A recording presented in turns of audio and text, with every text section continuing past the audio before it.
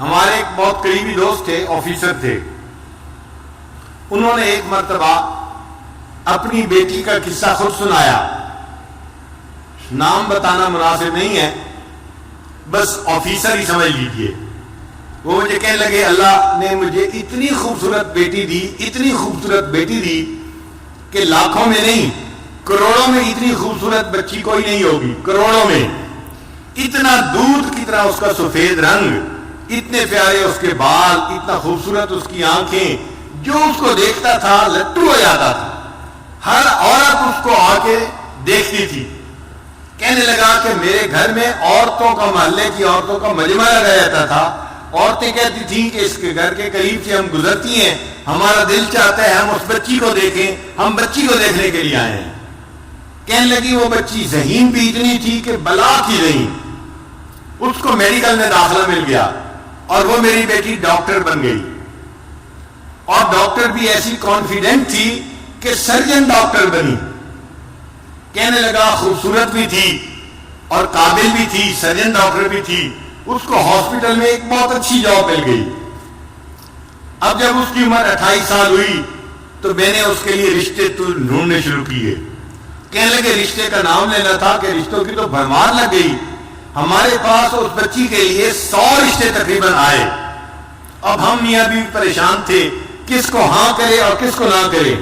یہ وزیر کا بیٹا ہے، یہ امیر کا بیٹا ہے، یہ فیکٹری والے کا بیٹا ہے، یہ بزنس مین کا بیٹا ہے، اور بڑے بڑے نامی گرامی خاندانوں کے رشتے بیٹی کے لیے.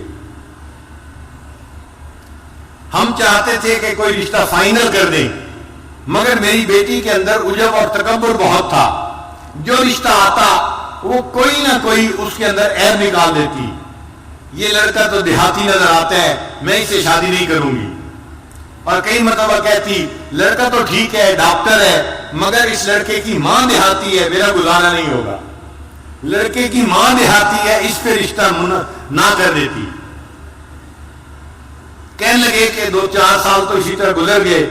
روز کا کام تھا، رشتے آتے اور بچی نہ کر دیتی. اور ہمیں رشتے پسند بھی آتے کہ لڑکا سمجھدار ہوتا، تعلیم یافتہ ہوتا اور اچھا اس کا کام کاروبار ہوتا، مال پیسے والا ہوتا، سارے وسائل اس کے پاس ہوتے، مگر بچی کا دل مطمئن ہی نہیں ہوتا تھا. اور جب ہم اسے کہتے کہ بیٹی رشتہ تو اچھا ہے تو بیٹی آگے سے جواب دیتی ان رشتوں کا کیا، یہ تو سینکڑوں رشتے جو ہے آ سکتے ہیں، ان کا کیا ہے. کہنے لگے کہ 3-4 سال کے بعد اس کی عمر 34 سال ہو گئی. اب رشتے آنے ذرا کم ہو گئے، مگر بچی کو پھر بھی یقین تھا کہ میرے لیے ضرور اچھا رشتہ آئے گا. رشتے والوں کو آخر کیا چاہیے جو میرے پاس نہیں ہے. اس کو ناز تھا اپنے حسن پہ، اپنی تعلیم پہ، اپنی سمجھداری پہ. کہنے لگا کہ پھر اس کے تکبر کی وجہ سے ایک عذاب آیا. باپ اپنی بیٹی کا واقعہ خود سنا رہا ہے. کہتے کہ میری بیٹی کے اوپر عذاب آیا. اس نے کسی مریض کی سرجری کی اور سرجری کرنے کی وجہ سے اس کو کوئی ایسا انفیکشن ہوا کہ میری بیٹی کے ہاتھوں کی جو جلد تھی وہ ساری کی ساری ایسے ہو گئی جیسے مردہ ہوتی ہے، کسی بوڑھے کی ہوتی ہے.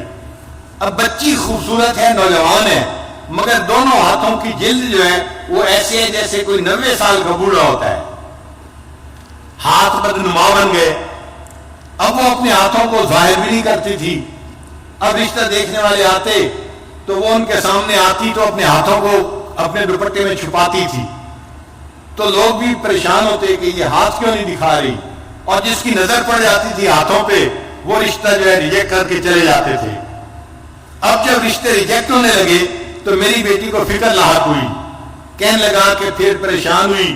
مجھے کہتی ابو آپ کوئی رشتہ سلیکٹ کر لیں. اب میری عمر 36 سال ہو گئی ہے، لیکن جس سے رشتہ کرنے کی ہم کوشش کرتے وہ ویسے لڑکی کو دیکھتے تو پسند کرتے تھے، جب اس کے دونوں ہاتھوں کو دیکھتے تھے تو ریجیکٹ کر دیتے تھے. ساس نہیں مانتی تھی، نند نہیں مانتی تھی، لڑکا نہیں مانتا تھا. ہم ایسی لڑکی سے شادی نہیں کر سکتے. ہو سکتا ہے بیماری بڑھ جائے اور پورے جسم کی جلد ایسی بن جائے، ہم اس لڑکی کے ساتھ کیسے گزارا کریں گے. کہنے لگے کہ پھر ایسا وقت آیا کہ رشتے آنے ہی بند ہو گئے. کہتے ہیں کہ میں باپ ہوں، اپنی بیٹی کی بات بتا رہا ہوں. ایک ایسا وقت آیا وہ میری بیٹی جو نماز نہیں پڑھتی تھی وہ رات کو تہجد پڑھتی تھی اور اس کے آنسوں سے مصلی تر ہو جاتا تھا. وہ اللہ سے اپنے لیے بہتر رشتہ مانگتی تھی اور رشتہ نہیں ملتا تھا. میں نے اپنی بیٹی کو جو ذلیل ہوتے دیکھا تو میں باپ ہو کے بتا رہا ہوں کہ واقعی انسان گناہ کرتا ہے, اس کی سزا آخرت میں تو اس کو ملے گی صحیح, اللہ تعالیٰ دنیا میں بھی اس کی سزا بندے کو دے دیتے ہیں. ایسا اس کا تکبر ٹوٹا کہ ایک دن مجھے کہنے لگی ابو آپ کسی ریڑھی والی سے ہی میری شادی کر دیں, اب تو میری عمر 40 کے قریب ہونے لگ گئی ہے. اب وہ ڈاکٹر جس کو اپنے حسن پہ ناز تھا, جو سمجھتی تھی میں حور پری ہوں اور کروڑوں میں میری جیسی کوئی خوبصورت نہیں, وہ بچی اپنے باپ کو کہہ رہی ہے بھلے کسی ریڑھی والی سے ہی اب میری شادی کر دیں, میری عمر 40 سال ہونے کو ہے. تو گناہوں کی سزا مختلف شکلوں میں ملتی ہے, ان میں سے ایک شکل بیماری بھی ہوتی ہے.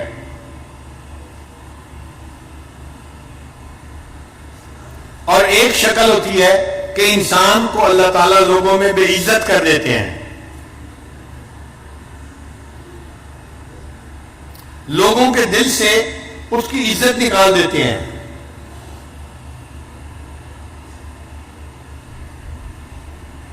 وَمَن يُهِنِ اللَّهُ فَمَا لَهُ مِن مُكْرِمٍ, اور جسے اللہ ذلیل کرنے پہ آتے ہیں اسے عزت دینے والا کوئی نہیں ہوتا. ایک آفیسر تھا 21 گریڈ کا, 21 گریڈ کا آفیسر بڑا آفیسر ہوتا ہے, یہ ڈپٹی کمشنر سے بھی اونچے گریڈ کا بندہ ہوتا ہے, یوں سمجھ لیں برابر کے گریڈ کا. وہ رشوت لیتا تھا اور مال پیسہ اس کے پاس بہت تھا. اس کی ذرا کہانی سن لیجیے, یہ حقیقی کہانی ہے. اس بندے نے ایک کالونی کے اندر پلاٹ خریدا اور بہترین گھر بنایا. پھر وہ اپنے گھر کے اندر شفٹ ہو گیا. جب گھر کے اندر شفٹ ہوا تب اس کو پتا چلا کہ گھر کے بالکل ساتھ مسجد تھی اور مسجد کی اذان کی آواز اس کے گھر میں آتی تھی. اب جو نیک بندہ ہے وہ تو خوش ہوتا ہے کہ مسجد کا پڑوس مل گیا. جو فسق و فجور میں پڑا ہوتا ہے, بے نمازی ہوتا ہے, اس کو مسجد کا پڑوس نہیں چاہیے ہوتا. چنانچہ یہ رات کو سویا ہوا تھا, مؤذن نے فجر کی اذان دی, اس کی آنکھ کھل گئی. اب اس کو بڑا غصہ آیا کہ اس نے میری نیند خراب کر دی. صبح اٹھا تو اس نے مؤذن کو بلوایا اور مؤذن کو کہا کہ تم فجر کی اذان سپیکر پہ مت دیا کرو, میری نیند خراب ہوتی ہے. مؤذن نے جا کے محلے کے لوگوں کو بتایا. انہوں نے کہا کہ بھائی ہم تو بوڑھے ہیں, گھڑی کا ٹائم دیکھ نہیں سکتے, ہم تو اذان کی آواز سنتے ہیں فجر میں تو مسجد میں آتے ہیں. اگر آفیسر صاحب کو پرابلم ہے تو یہ اپنا گھر مسجد سے دور کہیں جا کر خرید لیں. کیوں انہوں نے قریب خریدا ہے؟ یہ جگہ بدلے, مسجد تو نہیں بدل سکتی. تم اذان کی آواز دو سپیکر پہ. تو مؤذن نے اگلے دن پھر سپیکر پہ اذان دے دی. اب اس بندے کی جب پھر نیند خراب ہوئی, اس کو بڑا غصہ. میں نے مؤذن کو بلا کے کہا بھی تھا اذان کی آواز نہ دینا فجر کے وقت میں سپیکر پہ, اس نے میری بات نہیں مانی. اس نے دن میں اس مؤذن کو بلایا اور اس کو پھر اس نے ایک تھپڑ لگایا. میں نے تجھے نہیں کہا تھا, تجھے میری بات سمجھ نہیں آئی تھی, میں فارسی بول رہا تھا, تو کیوں نہیں سمجھا, کیوں تو نے اذان دی؟ اب مؤذن کو جو تھپڑ پڑا وہ بیچارہ تو صبر کر گیا, مگر اللہ کا نظام حرکت میں آ گیا. اب اس آفیسر کے اوپر پکڑ آئی, اور وہ پکڑ کیسی تھی کہ اس کے دونوں بازوؤں کے اوپر فالج کا اٹیک ہو گیا اور دونوں بازو اس کے یوں سینے کے اوپر لگ گئے. اب بازو لمبے بھی نہیں کر سکتا اور بازو یہاں پر ہیں اور وہ کام بھی نہیں کر سکتا. جب کام نہیں کر سکتا تو دفتر والوں نے اس کی نوکری سے چھٹی کروا دی. وہ جو رشوت کا پیسہ آ رہا تھا, ایک پائپ لائن لگی ہوئی تھی پیسے کی, وہ سب ختم ہو گئی. اب یہ گھر میں پڑ گیا. بیوی خدمت کرنے لگی مگر مزاج افسرانہ تھا, شاہانہ تھا. بیوی کھانا لاتی, اس میں عیب نکالتا, گرم نہیں, نمک ایسے نہیں, فلاں ایسے نہیں, ہر چیز میں عیب. اب بیوی بھی تنگ آ گئی کہ میں سارا دن خدمت بھی کرتی ہوں اور چھوٹی چھوٹی باتوں پہ یہ اتنا غصہ بھی کرتے ہیں اور بچوں کے سامنے مجھے ڈانٹتے ہیں. ذرا سی بات پہ یہ بیوی کو گالیاں دینے لگ جاتے. 1 سال بیوی نے گزارا کیا. پھر ایک دن بیوی نے کہا کہ دیکھیں میں نے 1 سال آپ کی بیماری میں آپ کی دن رات خدمت کی ہے. میں انسان ہوں, میں تھکی ہوئی ہوتی تھی, آپ کی خدمت کو ترجیح دیتی تھی. آپ نے میری خدمت کی قدر نہیں کی. آپ نے بچوں کے سامنے مجھے گالیاں دی. میں خاندانی لڑکی ہوں, میں اتنی بگڑی پڑی لڑکی نہیں کہ آپ مجھے بات بات پہ گالیاں دیں. میں اپنے بچوں کو لے کے جا رہی ہوں, آپ جانے, آپ کا کام جانے. تو ماں نے اپنے بچوں کو لیا اور اپنے ماں باپ کے گھر چلی گئی. اب یہ اکیلا پڑا ہوا ہے, گھر میں کوئی کھانا پوچھنے والا نہیں, دینے والا نہیں. ہمسائے میں بھائی رہتا تھا, بھائی کو پتا چلا تو بھائی اس کو گھر لے کے گیا اور اس نے اپنے بھائی کو کہا کہ دیکھو اب تم میرے چھوٹے بھائی ہو, میں نے ساری عمر تمہارے ساتھ اتنا احسان کیا ہے, تم میری خدمت کرو, میں تمہارے باپ کی جگہ ہوں. تو بھائی گھر لے کے چلا گیا. اس نے اپنے بیوی بچوں کو کہا کہ میرے بھائی کی خدمت کرو, یہ بیمار ہے. مگر جو مزاج بگڑا ہوا ہوتا ہے وہ تو ہر جگہ بگڑا ہوا ہوتا ہے. اب بھائی کے گھر میں بھی اس کا حال یہی کہ بھابھی چائے لے کے آئی, یہ تو گرم نہیں ہے, اور تمہیں تو سلیقہ نہیں ہے, تمہیں تو فلاں نہیں ہے. تو بھابھی اس کی باتیں کیسے برداشت کرتی. اس نے چند دن دیکھا, چند دن کے بعد اس نے اپنے خاوند کو کہا یا تو تم بھائی کو گھر پہ رکھ لو یا پھر مجھے گھر پہ رکھو, ورنہ میں گھر سے جا رہی ہوں. اب بھائی کو اپنا گھر بھی ٹوٹتا نظر آیا. ایک دن بھائی نے آ کے اس کو سمجھایا, میری بیوی آپ کی خدمت کرتی ہے, میرے بچے آپ کی خدمت کرتے ہیں, آپ ان کو کیوں ڈانٹتے ہیں, کیوں ان سے غصے ہوتے ہیں. اس نے بھائی کو بھی جو ہے وہ سنانی شروع کر دی. تم رن مرید ہو, تم بیوی کے جو ہے غلام ہو, تم کوئی انسان ہو, تم مرد ہو, تمہارا یہ حال ہے, تمہارا یہ حال ہے. اب جب اس نے بھائی کو اس کے بچوں کے سامنے ڈانٹا تو بچوں نے اپنے باپ سے کہا ابو جی اس بھائی کو یہاں سے چھٹی کراؤ. بھائی کو بھی غصہ آیا. تقریباً دن کے کوئی 9 بجے تھے, گرمی کا موسم تھا. اس نے اپنے بچوں کے ساتھ اس کی چارپائی کو اٹھایا اور اٹھا کے اس کو باہر جا کر گلی کے اندر رکھ لیا. سڑک تھی دروازے کے اوپر. اب یہ سڑک کے کنارے پڑا ہوا ہے اور اس کی جو ہے وہ پوچھنے والا کوئی نہیں, اس کو کھانا دینے والا کوئی نہیں.